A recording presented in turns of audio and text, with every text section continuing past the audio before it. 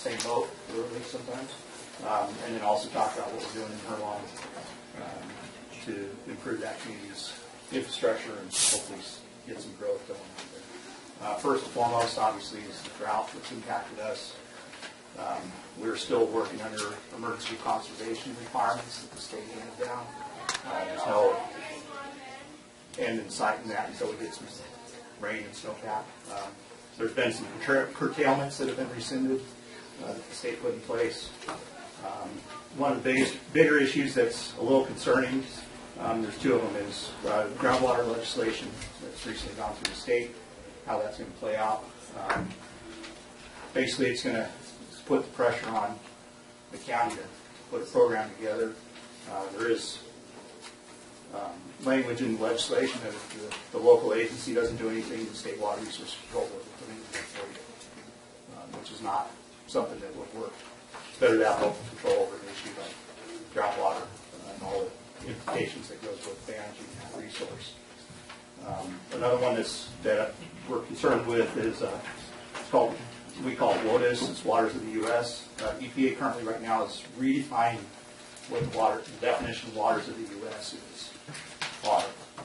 If that changes, basically what they're looking for is required NPDES permit for every type of water discharge in the United States. California being progressive in a lot of that area will probably be the first to deal with that. We've already had to implement one new NPDES permit this year that charged about $2,500 annually in a permit fee just to flush fire hydrants. I don't have an NPDES permit on a wastewater plant. We have waste discharge requirements, but I don't have that permit. So if this type of legislation keeps going through, it's just going to impact us as a small community. About 20% of our expenses goes to regulation compliance, which is right behind wages and power. It's our third highest expense. So it's driving small communities' prices up to just perform and stay above board with compliance with regulations. There was a lot of hope in the water bond. I gave you a flyer on what that can impact. Of the $7.5 billion, the water bond, about $1.4 billion is going to go to water system improvements.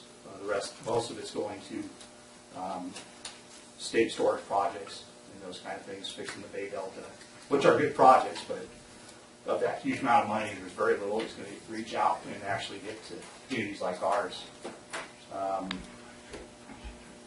We're continuing to see regulation, costs us money, but what HPUD is doing to work with that and to work and improve our infrastructure, as most of you know, we inherited infrastructure from the Army that was out of date when we got it and hadn't been maintained. To date, we've completed a water utility privatization project with the Army. That was a $7 million infrastructure improvement project. HPUD was the successful bidder. This was a competitively bid contract that we bid against engineering firms across the country and we won.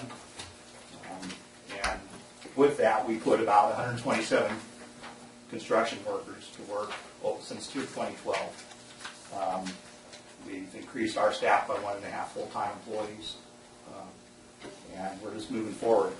The last piece of infrastructure that's needed in that community and has been needed is sewer. We're currently out to bid with the sewer project to hopefully address at least the beginning of fixing that. That's a $4 million project funded by USDA Rural Utility Services. We're working on, it's about a $2.75 million loan and $1.25 million grant. And that might change hopefully an increase in grant dollars. But we're continuing to move forward. There's been a lot of delays since the county took the property and transferred from the Army in 2002. Actually came in 98, and here we are in 2014. We're just finally getting some of this stuff accomplished. But what that'll do is that'll allow some development to come into our community. Today, you can go into Herlong, the water is pretty cold. In the community, we don't serve the base still has their own system. And you can have sewer service to pretty much every piece of property that's within the Herlong town area. We don't require mandatory connections or anything, so if you have your own well, your own septic, you don't want to keep your own stuff, that's great. And then just kind of, Supervisor Hammond asked me to just kind of give you guys a briefing. We're continuing to move and look at projects. We still got a long way to go as a community to rebuild. When the Army left, it put a big hole there, and we're trying to get things going again. So I'll take any questions. I'm trying to also summarize what I was going to talk about this because of the time. So. The reason why I asked Pat to come here today, because I think he's probably the most knowledgeable guy about state and federal regs about water and what's coming down the pipe that we can refer to. He's on the National Rural Water Association board. You're also on the board in Sacramento, am I correct? Right, I serve on the board of the California Rural Water Association. I'm the national representative to that parent organization. So you're on the cutting edge of, you're in the front lines of all these new regs coming and stuff. I'll be honest with you, I can't follow them. I doubt if many people can. But this is all stuff that's coming. There's a whole boatload of stuff coming our way. And Pat, I'm going to ask a personal favor of you to keep us informed, and I'll pick your brain as much as I can. The scary thing is it comes down to fees. The state board operate on fees and fines. So, that's I don't know what they get, how much, or what general fund money they get, but they operate on fees and fines. It's a big state agency. They cover a lot of territory. So where does that money come from? It comes from small communities, large communities, and the MPD estimate scares me. This one that we just implemented this year, we fought to get that down to that amount of money. At first, it was going to be $20,000 annually to flush the hydrants. For just flush hydrants. You can break the water coming out of the hose. It's not a contaminated source or anything like that, but it's going on the ground. Potentially get to a waterway that has fish in it, and you could there's potential there. Okay, deal with that and move on. But just to put a permit in place that just costs you money is just ridiculous. And so that's why I'm involved in some of these things, trying to get control of them. And if EPA is successful in redefining waters of the U.S., it's going to impact everything from ag to drinking water to recreation. It's just doesn't seem right now there's no end in sight. Since July 1st, we've had two major regulations and a new permit comes down the pipe from the state. I've been in this industry 23 years. I've never seen anything like that fast. And that's from starting the rulemaking process in July to having it out the door, which is it's fees, and that's their motivation. So, there's places for those kind of regulations, and there's overkill, but we're on the overkill side, so just follow that. How many water hookups do you have out there in Graysville? How many sewer hookups do you have? We have approximately 2,500 water hookups. That includes the federal prison. We consider that about 1,500. So we have about 1,000 residences that we serve, including a lot of commercial. We serve some of the base commercial properties, the former LRA properties, stuff like that. There's about I think there's about 900 population. And how do you get like 1,000 hookups out of the federal grid? Because it's based on inmate population. I see. You have, I think, last I checked, there was 1,600 and some inmates there. So it's just like a per capita kind of formula we use to determine that. And it's based on water demand, so that's how we determine that. That just proves that they know all flush at once. Let's put a big plug. So, Pat, may I ask him a question? yeah, we're going to go have a full-on public comment. Oh. Yeah, but, I don't know if I answered your question accurately. Yes, you did, because in the housing element, there was a large number of hookups, and I couldn't figure it out. And I was happy that you were here to answer. And the base kind of sways a big chunk of that too, because and the base especially because it's basically Monday through Thursday use. But they're large water users during that period of time, just because of the number of employees. But prisons, for instance, we have about 1,500 attributed to the prison for water because of their wastewater strength. It's almost 2,000. I think we have 1,874 connections. differences in wastewater. And when they all flush at once, we have to deal with it. So. Or when they're in lockdown. So.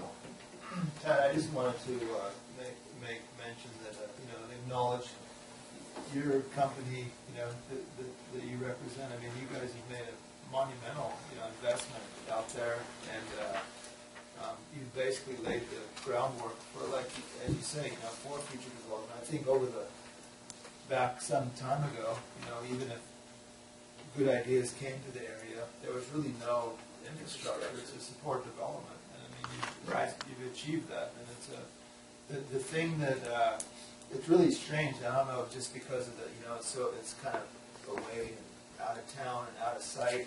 People don't really. I don't think the general public really are aware of the type of investment and what you guys have accomplished there. I mean, if that whole HBUD project was within a few miles of town and in everybody's sight, I think it would be regarded as, man, look at the investment these guys have made into the community.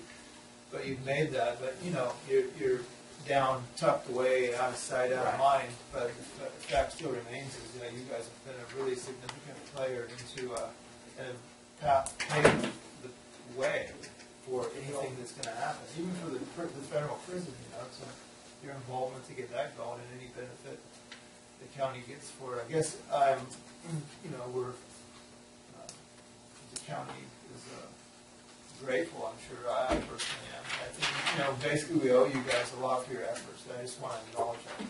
Well, thank you. I don't obviously do it alone. I have a board of directors. Exactly. Supports what I do. Very, very adamantly. We want to see our community prosper. Who doesn't? But we have some unique anchors in that community with the federal bureau of prisons and the base, and so we work to make sure those two facilities stay viable.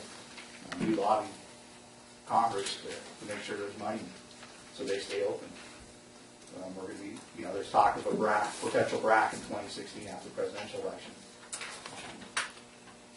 What would happen to not just Turlock, but Lassen County with that $460 million annually that the Sierra Army Depot brings through the local economy goes away. It's scary. So, we want to be a partner with our neighbors, the county, the Bureau of Prisons and the base, and with the common core of serving our community. So, thank you for the One more question. How's your merger going? Depends on the day. We're trying to consolidate with West Baton Village Community Services District. And we'll get there. It's just we're trying to get through Blackfield, but trying to get, no offense, 10 elected officials to agree. It's How about so we'll get there. The intent is there, the desire is there. I'm just going to go to the public. Sure. There's some members of the public have some questions for you. Iona? Yes, Iona McCain. Do you hear they're after Armstrong, right? I mean, Mr. Armstrong? Yeah, there was a Yeah, couple he folks died, actually. okay. Okay. Do you deal with the groundwater basin at all with the utilities district? I mean, like for instance, if we depleted our surface water and all we have is with the basins, the aquifers. Do you deal with the aquifers? Yeah, we're a groundwater system. But do you deal with the aquifers? We do. But the reason I ask that, is it possible for someone to come in and tap into the aquifer and then transfer that aquifer water to another county or to another state? Can they interfere without interfering with the EPA and all that sort of thing? Well, are you referring to like Fish Springs or Dry Valley? Yeah. I mean, I'm not saying, I'm just asking a general question. Yeah, no, I understand. Yes, we monitor. We're a groundwater system. We don't have any surface water. Okay.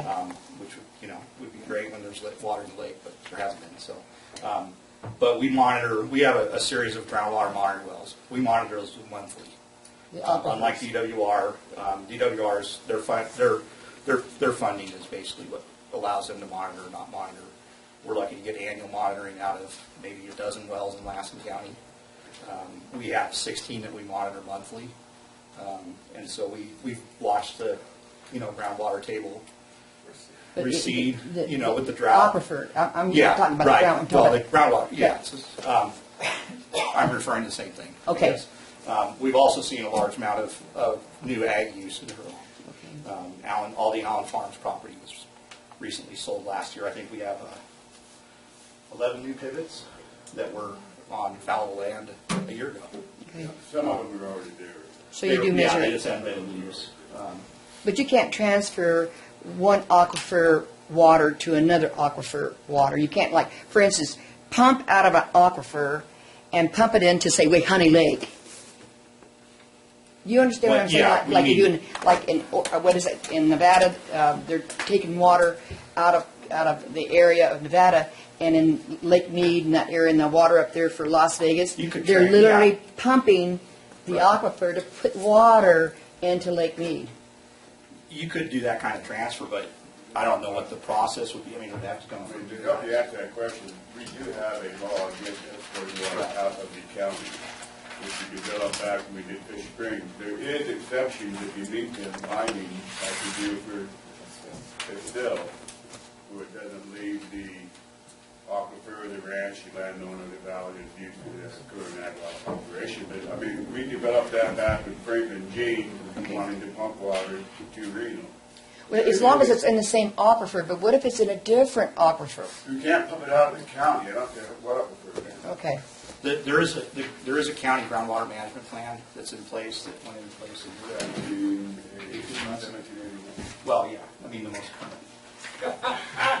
Okay. No, I meant Senate Bill 7. Oh, okay. And that identified countywide all the basins, which would be an aquifer, Yeah. and how those. Now, a transfer between basins, I don't know how that would work. That was From an engineering standpoint, sure, you could do that. You could sink a well here in Susanville and pump it to Eagle Lake. I mean, that's the engineering side's easy if you have the money to do it. Carol, yeah. Okay. Politically, it's Yes, Carol Byers. I went to the initial meeting over in Reno with some other people from Susanville when this fish spring thing, it arose. And they were talking about they weren't going to touch the Honey Lake aquifer. They were just going to touch the small one that hooked up into it. And I said, well, isn't that kind of like sticking a straw in a glass of water and saying you're only going to drink the water on this side of the glass? I mean, if that aquifer that they're into is hooked up in any way to the Honey Lake aquifer. And since that happened and that had all been approved, I've noticed that the water in Honey Lake disappears very quickly. I went down to LA a couple of years after that, and it was at the end of April, and I came back, and there was plenty of water in Honey Lake, and I came back, early in May, like May 10th, and it was just, it was almost all gone, just that fast. And so if one aquifer is hooked up to another, even if it's a small one, and you're tapped into that smaller one, and it's hooked up to the larger one, it's going to be taking water out of Honey Lake aquifer. Mr. Chairman, if I could clarify that for you. Okay. The water, surface water on Honey Lake is about like a 6-foot layer of blue clay under it, and that water does not add to the groundwater aquifer, it just evaporates. Oh, okay. No one's sealing it.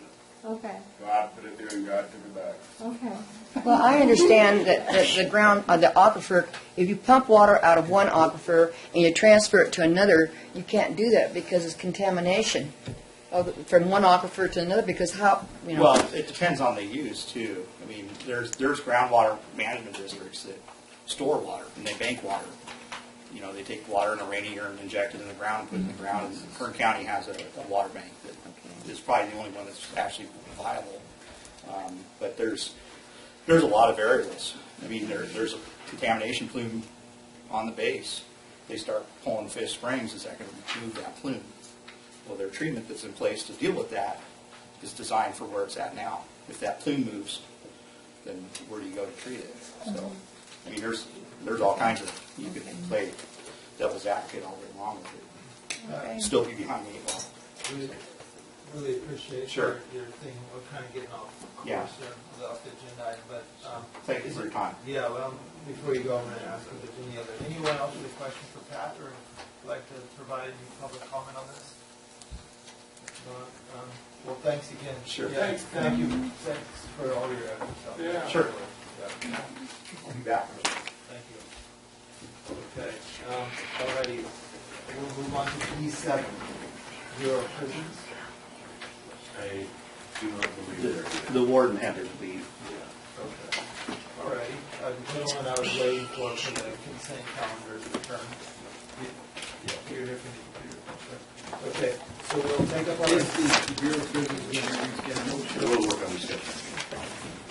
Okay, we'll take up our consent calendar.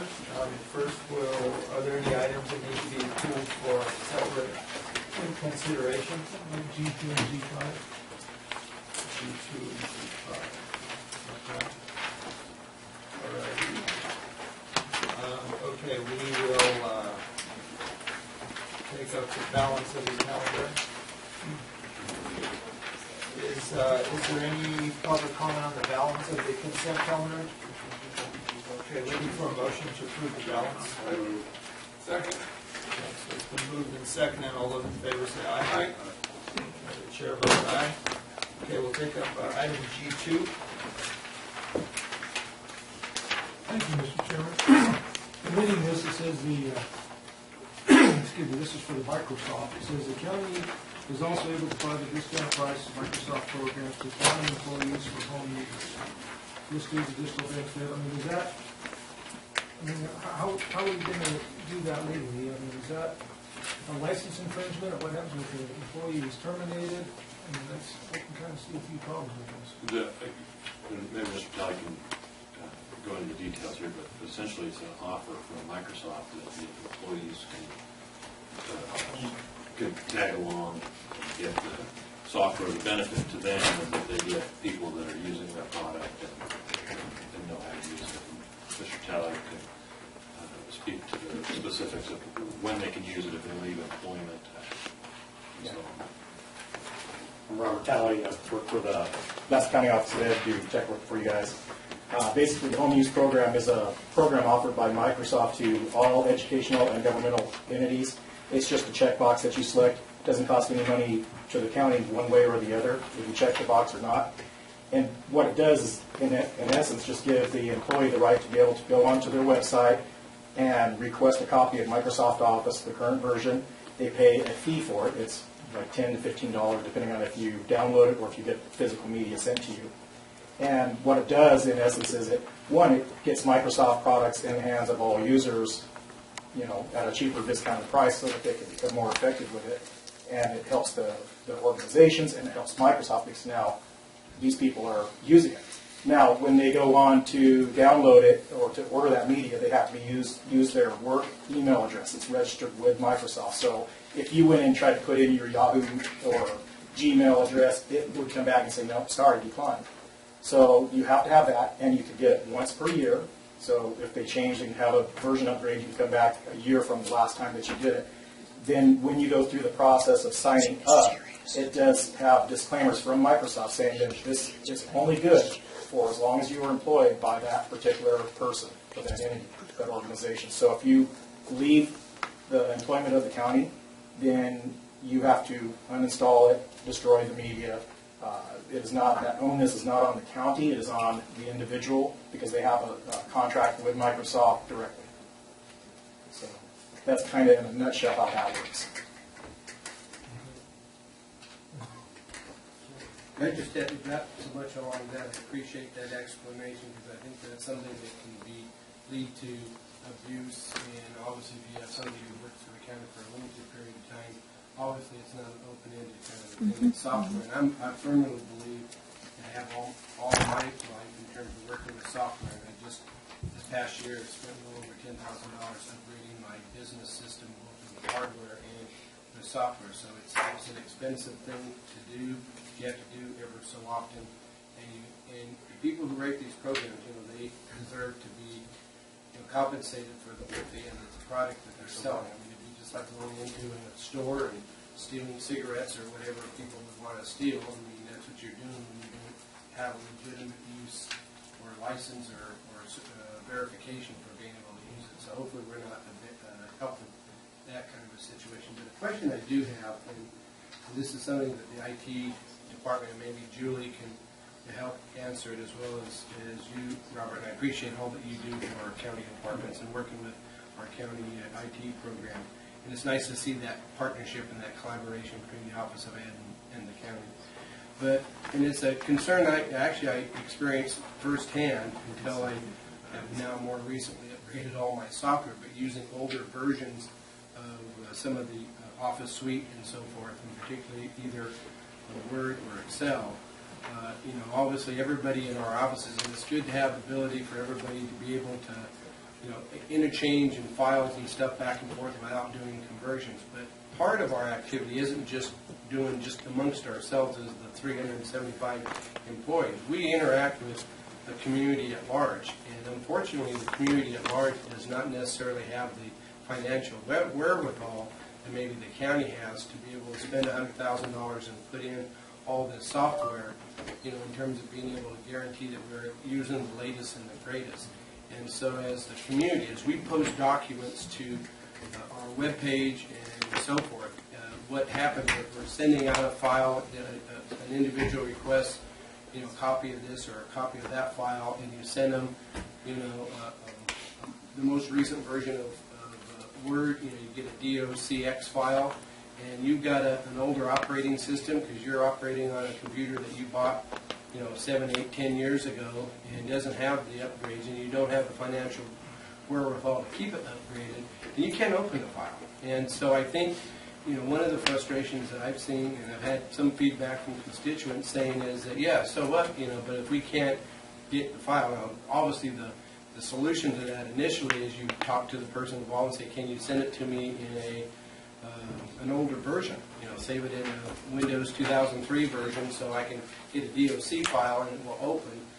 And, you know, and most employees and departments can probably accommodate. There are some who don't understand how to use the little dialog box and save it in an older version, and you have to explain that to them.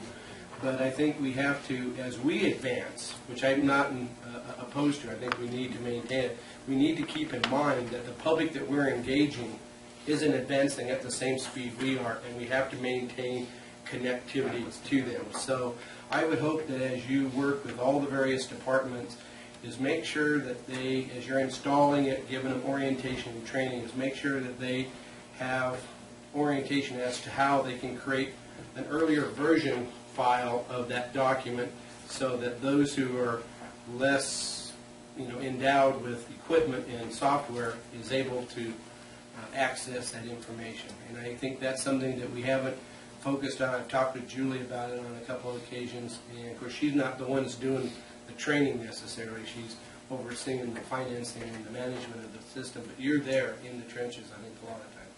Yeah, the nice thing about the Microsoft agreement is that we have the capability of running whatever version we want. So if we don't want to go the latest, greatest, we don't have to. We have licensing. We can. It's backwards compatible. I think part of having the uniform platform and doing the education, especially giving them the opportunity to take it home with them to be able to learn and operate at home with it, I think is designed to keep ourselves current. And I think we don't want to minimize that. But as we do that, I think we need to make sure that those folks understand that there's offices and departments that they've got to engage otherwise. And that as long as they keep that in mind and look back to the lesser capable folks, you know, to be able to keep up with it. And I counted myself in that area until I scraped together the money to, because I left the PC world and went to the dark side and went to an all Mac platform, and then it's a lot nicer to operate with than dealing with Microsoft projects. Anyway. Any other questions? Any questions or comments? We'll train you. Any public comment? Good luck. Is there any public comment on this item before we take it? What's the pleasure of the board? Those tire tracks on your back look pretty good. I'll second it, Mr. Chairman. Okay, it's been moved and seconded. All those in favor say aye. Aye. Chair votes aye. Okay. It was G5, right? G5, yeah. Okay. The only question I have on this road is, you know, we're talking about upgrading the police vehicles and et cetera.